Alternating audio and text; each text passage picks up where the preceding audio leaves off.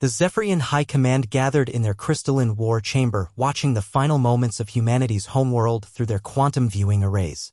The blue marble that had defied their empire for 3 centuries was finally cracking under the relentless bombardment of their planet-killer fleet.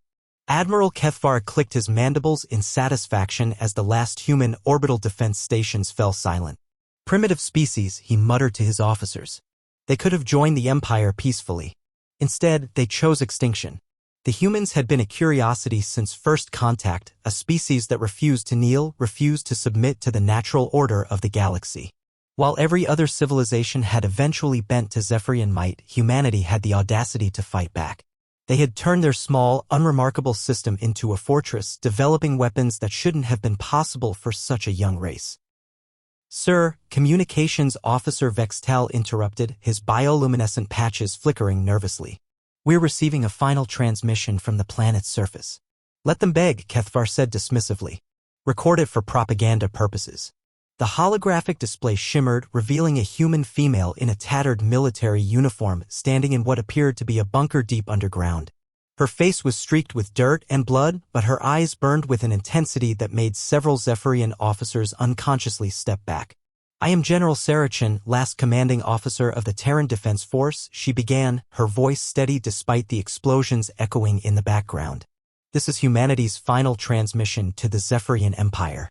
Kethvar leaned forward, expecting the usual pleas for mercy or final defiant words that meant nothing in the face of absolute defeat.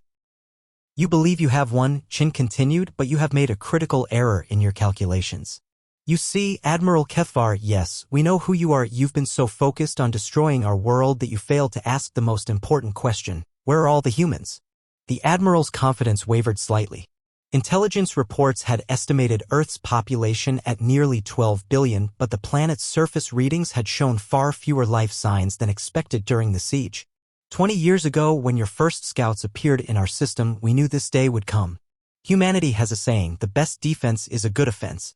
While you were patting yourselves on the back for cornering us in our home system, we were already moving. Chen's smile was predatory. Did you really think we'd keep all our eggs in one basket? For the past 2 decades, we've been seeding colony ships throughout the galaxy. Not the obvious systems your empire monitors, but the forgotten corners, the dead zones your maps dismiss as worthless. We've been multiplying, adapting, learning. The bunker shook violently and Chen grabbed a support beam T. The implications crashed over Kethvar like a tidal wave.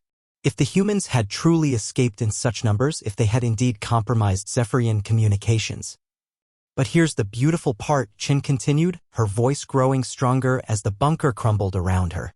You've just shown the entire galaxy that the mighty Zephyrian Empire needed their entire combined fleet, 73,000 ships, to defeat one small human world. Every species you've conquered, every race you've enslaved, is watching right now. And they're seeing that you're not invincible. The transmission began to break up as the final bombardment reached Chen's position. Through the static, her last words rang crystal clear. Congratulations, Admiral. In destroying our world, you've ensured humanity's immortality. We are no longer bound by the gravity of one small planet. We are everywhere now, and we remember everything. You have sealed your fate. The transmission ended.